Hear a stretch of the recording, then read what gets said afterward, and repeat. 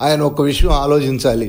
గత 5 సంవత్సరాల్లో మిర్చి యార్డులో జరిగినటువంటి అవినీతి, అక్రమాలు, అరాచకాల గురించి దానికి కూడా సమాధానం చెప్పాల్సిన బాధ్యత ఆయన మీద ఉంది. దాదాపుగా 2,000 కోట్ల రూపాయల పైగా అవినీతి జరిగింది. దానికి సంబంధించిన పూర్తి సాక్ష్యాధారాలతో సహా ఇటీవల మేము ముఖ్యమంత్రి నారా చంద్రబాబు నాయుడు గారి దృష్టికి తీసుకెళ్ళడం జరిగింది. దాని మీద విజిలెన్స్ విచారణ కూడా ఆదేశించారు.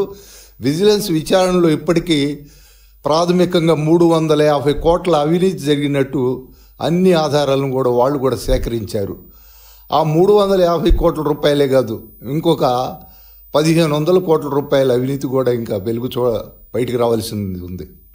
ప్రధానంగా మిర్చి యార్డులో ప్రతి ఏటా 20,000 కోట్ల రూపాయల పైగా వ్యాపార లావాదేవీలు జరుగుతాయి. దానికి గాను 1% చెస్ యార్డుకి చెల్లించాల్సింది వ్యాపారులు.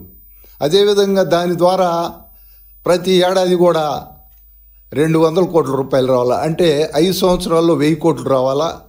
జిఎస్టీ ద్వారా మరొక 2,000 కోట్లు రావాలా. అంటే ఇందులో కేవలం సగం మాత్రమే మిర్చి యార్డులో జమ అయింది. మిగతాదంతా కూడా అక్కడ ఉన్నటువంటి వైసీపీ నాయకులు కావచ్చు, అధికారులు కావచ్చు, మొత్తం కూడా దాన్ని స్వాహా చేశారు. అదే కాదు, అక్కడ లైసెన్స్ రెన్యూల్ 400 లైసెన్సులు రెన్యూల్ చేస్తే ఒక్కొక్క లైసెన్స్కి 50,000 నుంచి 1,00,000 రూపాయలు వసూలు చేశారు.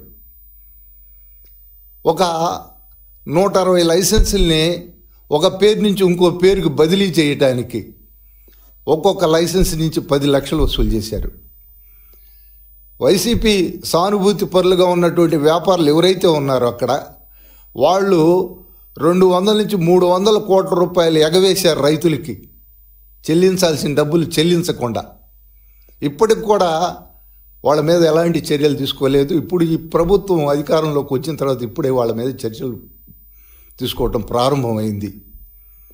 వాస్తవానికి 2019, 20, 21, 22లో ఆ రోజు ధరలు ఎంత ఉన్నాయి, ఇప్పుడు ధరలు ఎంత ఉన్నాయి. ఆయన 20,000 రూపాయలు ఉన్నాయి అన్నాడు. 20,000 రూపాయలు లేవు. ఆయనే ముఖ్యమంత్రి ఆ రోజు, అప్పటి ముఖ్యమంత్రి జగన్మోహన్ రెడ్డి ఆ రోజు క్వింటాల్ 7,000 రూపాయల చొప్పున మరి ఎంఎస్పి మినిమం సపోర్ట్ ప్రైస్గా ఆయన నిర్ధారించి దాన్ని అక్కడ బోర్డు కూడా పెట్టడం జరిగింది మిర్చి యార్డులో.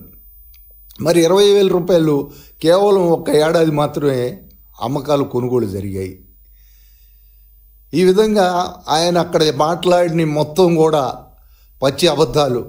ముందు అసలు అక్కడ జరిగినటువంటి అవినీతి మీద సమాధానం చెప్పాల్సిన బాధ్యత జగన్మోహన్ రెడ్డి మీద ఉంది.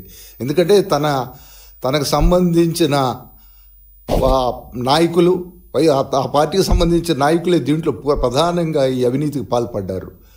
2017లో నేను చైర్మన్గా ఉన్నప్పుడు అప్పుడు 6,000 నుంచి 8,000 ధర పలుకుతున్నప్పుడు ఆ ధర చాలదు, మనం మద్దతు ధర ప్రకటించాలి, రైతాంగానికి బోనస్ ఇవ్వాలని చెప్పి అప్పుడు ముఖ్యమంత్రి చంద్రబాబు నాయుడు గారు 129 కోట్ల రూపాయలు విడుదల చేసి దాదాపుగా 56,000 మంది రైతుల్ని ఆదుకోవడం జరిగింది.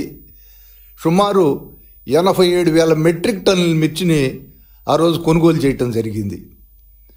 అంటే అప్పుడు ఉన్నటువంటి ఆ యొక్క 7,000 ధరకి తోడు ఒక్కొక్క క్వింటాల్కి 1,500 చొప్పున, ఒక్కొక్క రైతు నుంచి 20 క్వింటాల్ చొప్పున, అంటే ఒక్కొక్క రైతుకు 30,000 లబ్ధి చేకూరే విధంగా ఆ రోజు ముఖ్యమంత్రి చంద్రబాబు నాయుడు గారు వాళ్ళకి తోడ్పడటం జరిగింది.